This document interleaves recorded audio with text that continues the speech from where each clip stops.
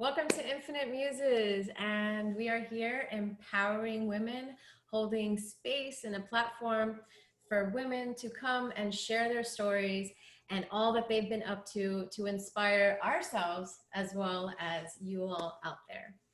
So today we have a beautiful guest, but before we begin, we would like to just take a moment to honor the Black Lives Matter movement. We are allies with this movement.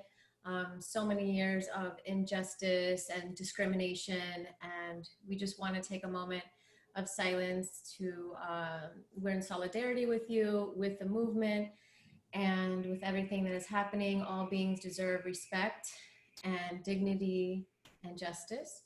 And so we're just going to take a moment for all those who are on the front lines fighting for this cause, all those who have died along the way unjustly, and for all those who have suffered due to these issues. And we're going to take a moment to just breathe with that, okay? And you can join your palms together, a couple breaths, sending out love and compassion into our world, to all beings. Feel they have equality, respect, and living in this just world.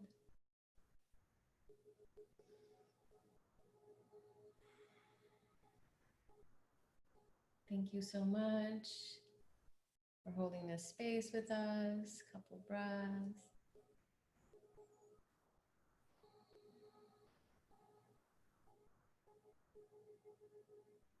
Remembering all of the suffering, sending out our love, compassion, and our prayers.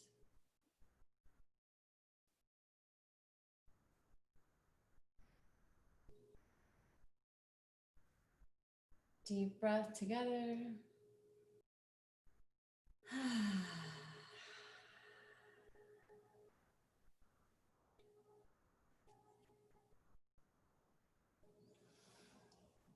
Thanks. So today on episode 3, we have Jodi Darren, the lovely, lovely Jodi Darren. She Hi, is a TV host. Hi, say hi, world.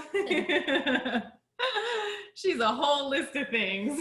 Let's see. She's a TV host. She's an entrepreneur. She's a speaker. She is a vision map coach, workshop facilitator, lover of life.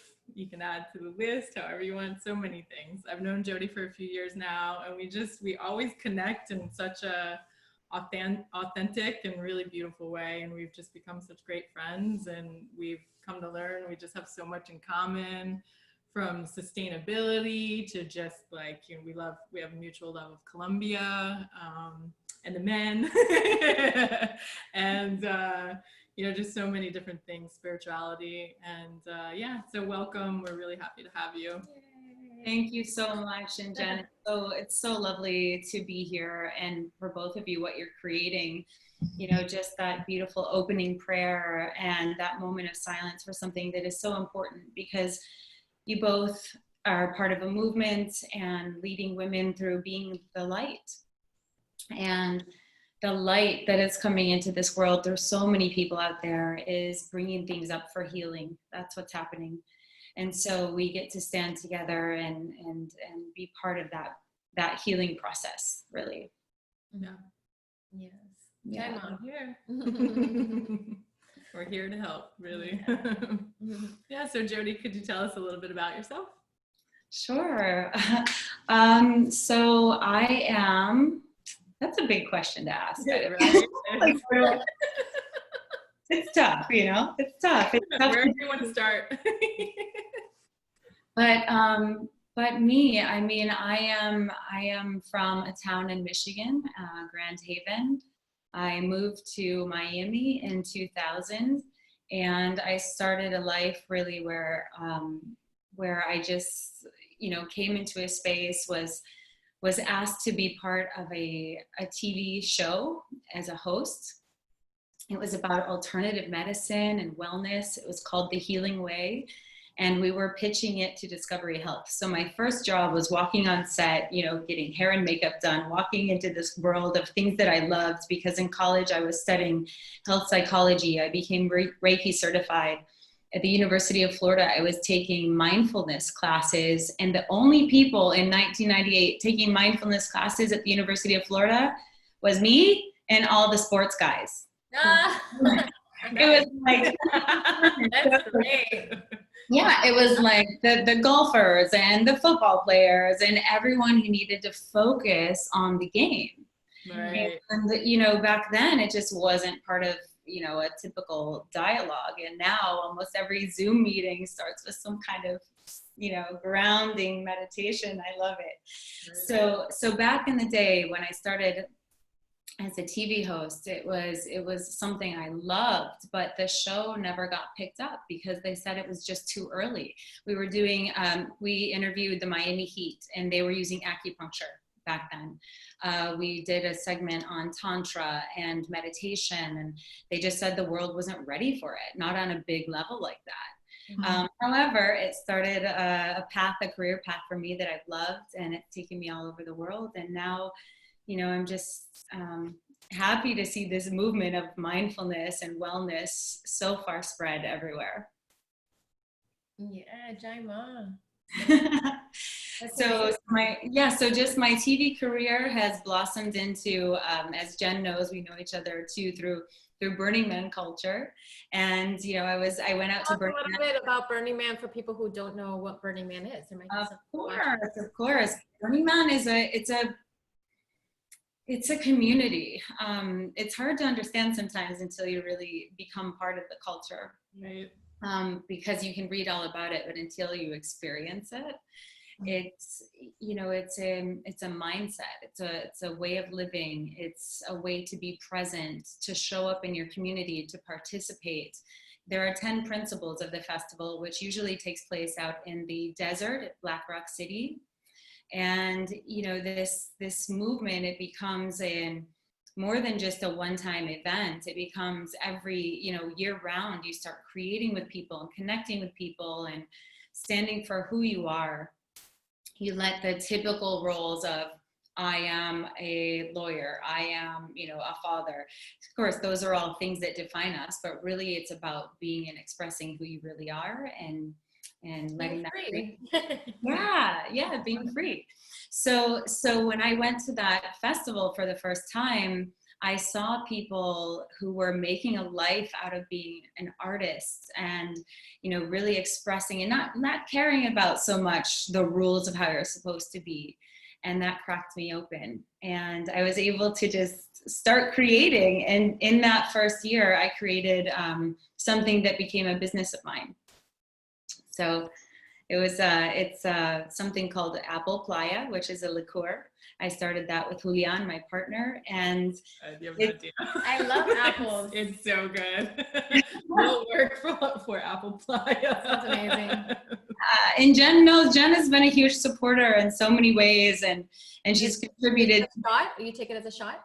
Yeah, it's an apple liqueur, and for me, being from the Midwest, the taste of home is apples and cinnamon. Literally tastes like home.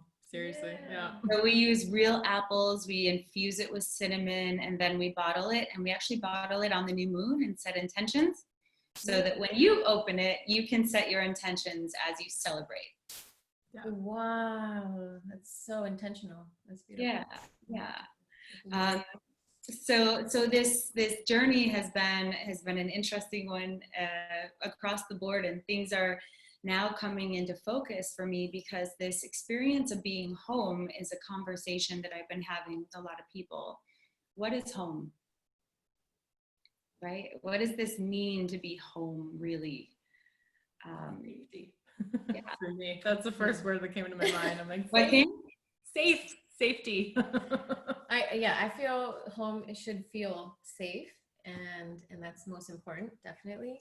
I before the quarantine, I actually was living in Miami, and I didn't know this whole quarantine was going to happen. I haven't lived in Tampa since I was 18 years old, and I came back to my hometown since 18, and I'm 40 right now. So it was interesting hitting quarantine and at the same time being here back at home for the first time and being quarantined to my house. And pretty much the only people that I saw were my dog my son, and my parents. So quarantine for me and home has been about healing. Healing a lot of the past with my parents and actually grounding. And it was very magically, universally, synchronistically placed together that we would do this healing with my parents and with my son and my dog, my healer.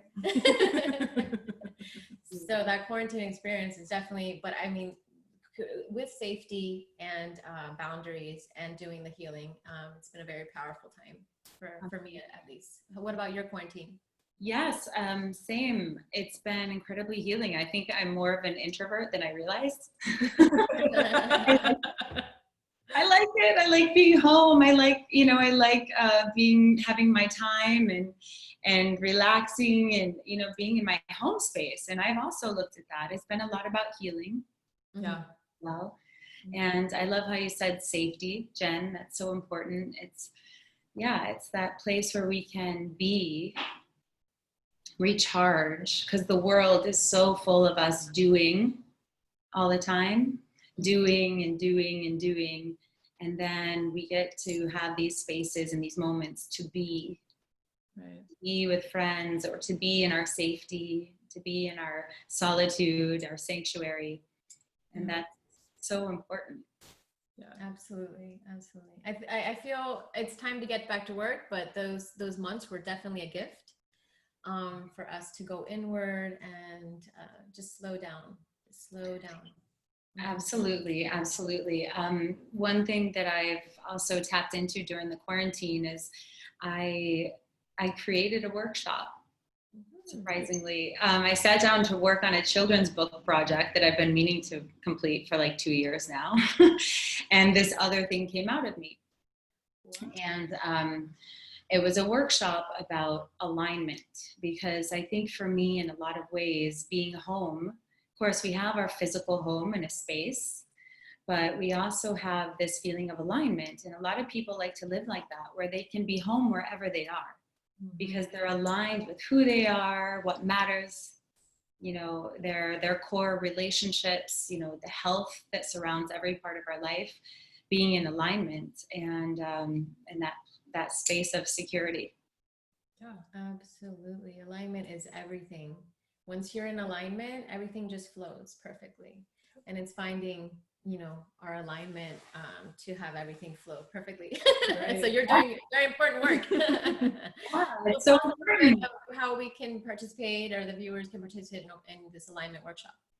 Sure. Well, I talking about muses, I actually have, I think, my first muse that inspired me. I'm waving to my stepson, he's outside. He with really the woman who has become one of my dearest best friends. I met her in Sarasota, over on the other coast, at an amazing drum circle back in 1999. Wow. And we became friends, and she was studying acupuncture and massage, and she became an esthetician. And she actually came from a very tough time in her life and was using those modalities to heal herself and also help in healing others and helping them heal themselves. And she taught me how to make my first vision board. Nice. And what we did is we used the bagua from feng shui. Mm-hmm. And the bagua is a Chinese symbol that is based on directions and colors and shapes. And the bagua represents 9 different areas of life. And I've used that in my vision board process since I made the first one. And what I did is I would cut out pictures to go in each box. So there's health and wellness, there's mental health and knowledge, there's a box for children and creativity, there's a box for love and relationships and career and travel and character and wealth. And so when you put the pieces in and you put the photographs in each area, you're covering all the areas of your life, so you're complete. And that process of making your vision board is about alignment, right? And creating and bringing in what you want. But over the past couple of years, I just haven't had a lot of magazines. So I thought, well, I can just write down the essence of what I want in each box, and really getting clear without it letting the photographs influence me, but letting the the heart desires and the things that felt aligned with me go into each of those categories, I was able to still create a vision board, but it's more like a feeling board, I would say. You know, it's really like an alignment board. I took it. It was great. Nice. Yeah. That's It made amazing. me see a lot of things. Like in one of You my, have to like see the whole picture, the big picture all together, yeah. and not get so stuck on the visual end of it, but just more Right. of the Yeah, because you know, even they'll tell you with visualization, it's not just about seeing it, it's about feeling it, right? Mhm. Feeling it everywhere. And I think that feeling of being at home, like comfortable in our own skin and just seeing the whole map, the whole picture. And I was talking to Jen a little bit about this earlier, how like there's, you know, something where if you were to go on a vision quest, where, you know, there's a time in our life when we're doing and we're being and we're here on the ground going through life and doing our service and doing our work. But then there are times when we need to step back and have that overview effect, kind of like a hawk or an eagle might do. And you step back and you just soar above and you just look at all the big picture. Yes. And that stepping back is so, yes. Oh. One of the eagles. Do that again. If people need to see that, if that's not, you got to make sounds so they can see you. Fly, little birdie. The vision quest, right? The vision quest is that moment where you can have the overview, and sometimes stepping back gives you maybe more inspiration or a clear viewpoint, because it constantly changes. Your vision will ebb and flow, and you know, I've learned so much about the vision quest from a very dear friend of mine, Johnny Regan. He's one of the most knowledgeable people I know about. I know him, yeah. You do? Amazing. He does your vision conference, right? The vision conference. Yes. Yes. He started the Global Vision Conference. Yes, it was amazing. I worked with Johnny from 2004 to 2010 and still throughout. But we used to have events called Vision Miami. Nice. So he taught me the value of having a vision. He's studied visionaries. He has a big vision himself. And, you know, what I call vision theory is, you know, these are all the things that I share in the course that I teach. But Johnny knows that when you bring people together on the concept of what is your vision and what matters to you, it's a deeper conversation. It's not, hi, what's your name? What do you do? No, it's like, what do you stand for? What is it that you're working for in your life? Mm-hmm. Right. And that's the conversation he's building with the Global Vision Conference. And there's going to be another one coming up. So definitely look into it and check it out. Yeah, that's a great way to connect community, to bring community together, because everybody has their different gifts and their different visions. So when people are working together with their visions and networking, amazing, magical things happen. Yeah, that's a great thing to share with the viewers, and they can connect with Johnny through you or through us. We can connect you guys if you want to hear more. Yes, and when everyone's living in the stance of their vision, you find out there are a lot of ways you can work with people. You can find shared visions, and then you can, you know, collaborate. You can build together. And when people are speaking on that narrative, it's, you know, it's something much more productive and beneficial for everyone, really. Absolutely. I feel right now in, you know, our society, why so many people are like chickens with their heads cut off is because there's not a shared vision. We're just taking the vision of maybe these globalists or the government or the politicians' vision, and we are having to just feed ourselves through that. But if we start to kind of shift the paradigm and empower ourselves more, this is going to be the change that we need to see. So this is going to be the change. Yeah, this is going to be the change. Yes, yeah, we're at an interesting time right now for sure. Yeah. Tipping point, I think. Yeah. Pot is boiling over. Yeah, I think it's going to take about maybe a good 1 to 3 years for people to fully awaken and for the truth to come out. And I think that once we start to this is all about honoring who's in our community. It's not about honoring who's on TV. Or the other day I was seeing Facebook and it was like, what's Leanne Rimes doing in quarantine? I don't care what Leanne Rimes doing in quarantine. I want to know what people within my community, my circles, how they're doing. I'm going to go ahead and call somebody. And that's when I called Amber, our last muse. I'm going to call Jen. I'm going to see how they're doing. I'm not going to see on Facebook what Leanne Rimes doing, what this other artist or person is hearing. You know, I think we need to bring it back down to our soul community and who's around us, Right. and build on that and help each other. I love that. That's it, of course. Yeah. So that's what we're all striving for, and I know that you're part of it, and whoever's watching is going to be part of it, and so we're going to change the world. We have some pretty amazing people in this community, don't we? Oh, yeah. One vision at a time. Visionary muse. Visionary muse. And I'm just curious, do you know what your vision is, your overall vision, and what you stand for? Have you explored that, and are you clear? Me particularly, or her, or us, or everyone? For Infinite Muses, we have a vision. And Yeah, sure. Yeah, I mean, for Infinite Muses, the overall vision is to inspire and empower all to live their best infinite life. Mm-hmm. You know, that we're infinite beings. And you know, I again, really, when this kind of came up for me a couple of years ago, I just was like, I want to help women. I want to help women. I want to help women. And then it started with jewelry, with sustainability. And it's just morphed here. And I couldn't be happier. I'm just like sitting here and I'm like, wow, this has been a really epic journey to get right here, but this is exactly where I'm supposed to be, you know? So, yeah. So by the time we finish with this podcast, we're going to have a long line of muses and infinite muses it's just gonna keep going. that they're all going to know each other, and bringing all of the community together, hopefully with these workshops and events and retreats, and just having a platform, and for everyone to be, everybody has a gift, everybody has a voice, and everybody needs to be heard. It's not just listening to this one person. It's not just listening to this one podcast.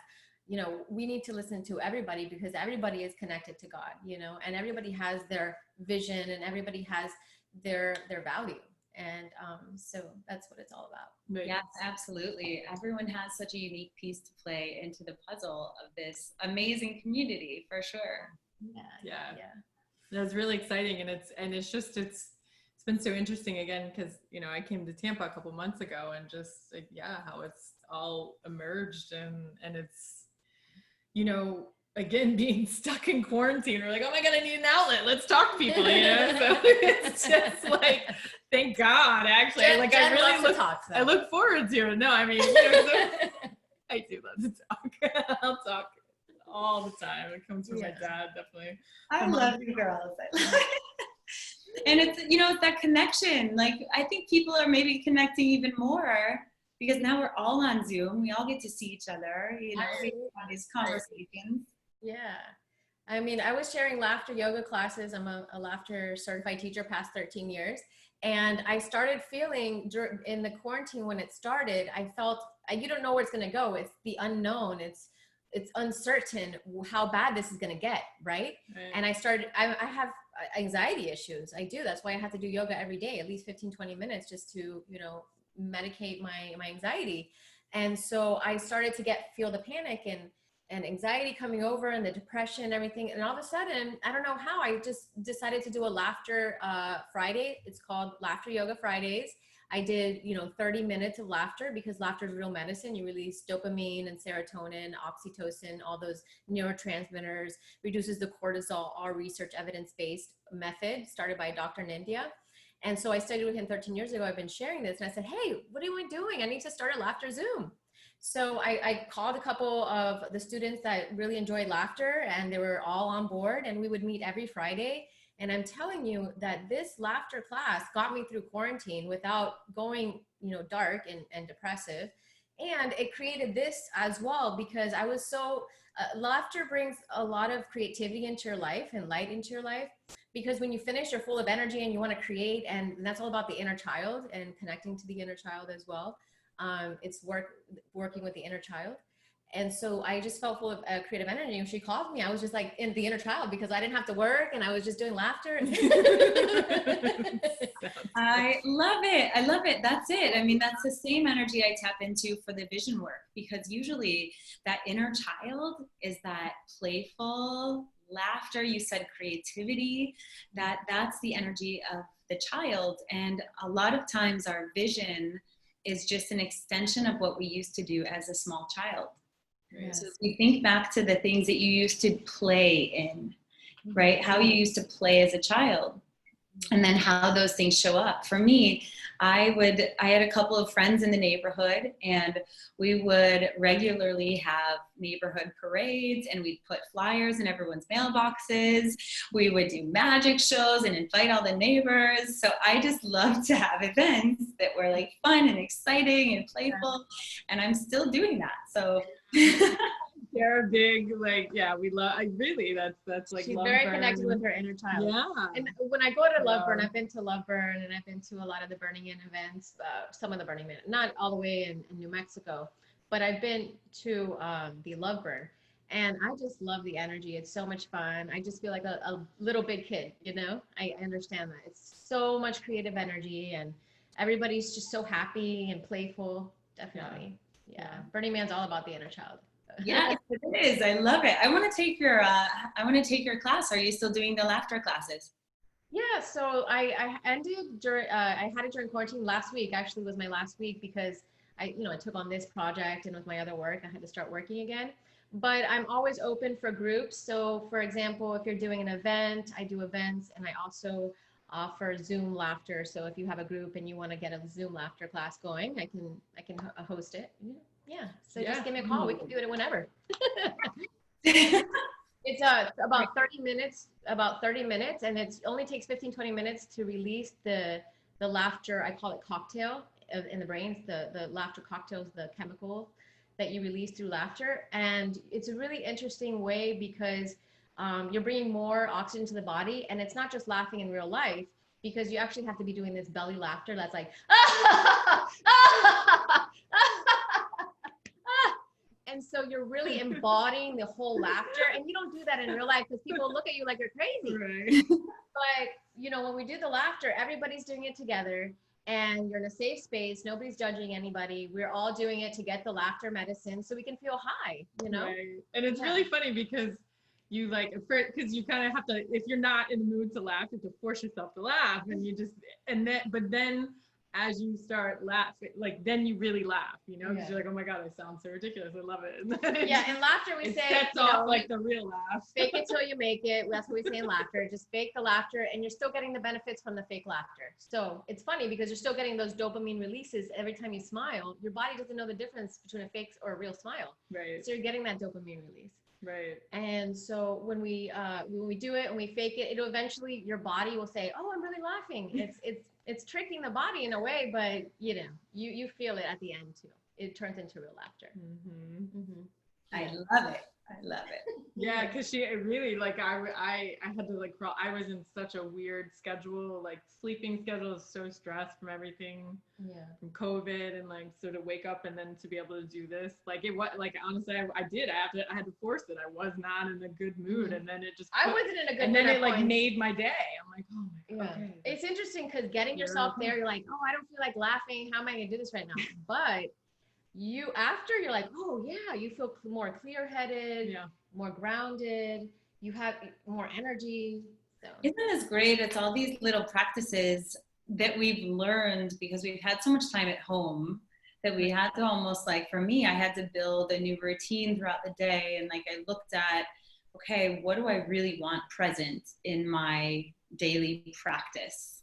Right. And all of these things that we get to tap into, because it's very easy to be out in the world and to get distracted because of the busyness. You just have to go from one thing to the next. But with all, now that we don't have to drive, especially in Miami, we don't have to look for parking. We have a lot of extra time. But it's been great to really get into these new practices and be very selective. And I think that's so important. Last month, as you know, in May, it was Mental Health Month. During the quarantine, I had a friend and an acquaintance that was good friends with many of my friends, two men in their 50s that took their life. And it was tough.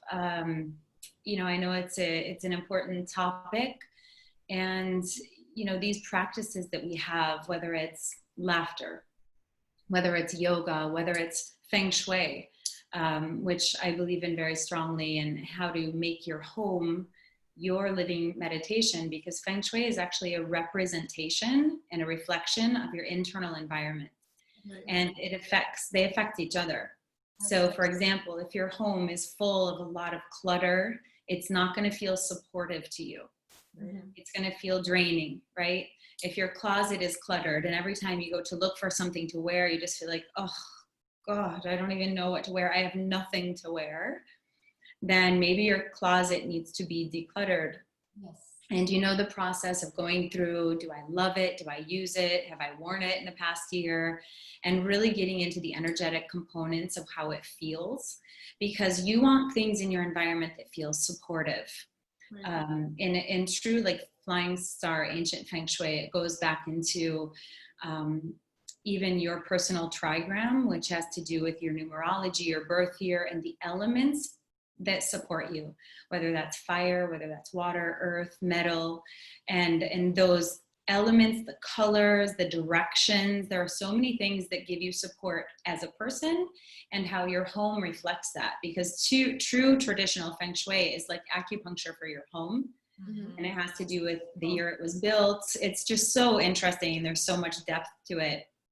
But when you really get into it and go through that process of feng shui, you can find ways to be supportive, and that's a healthy practice to have.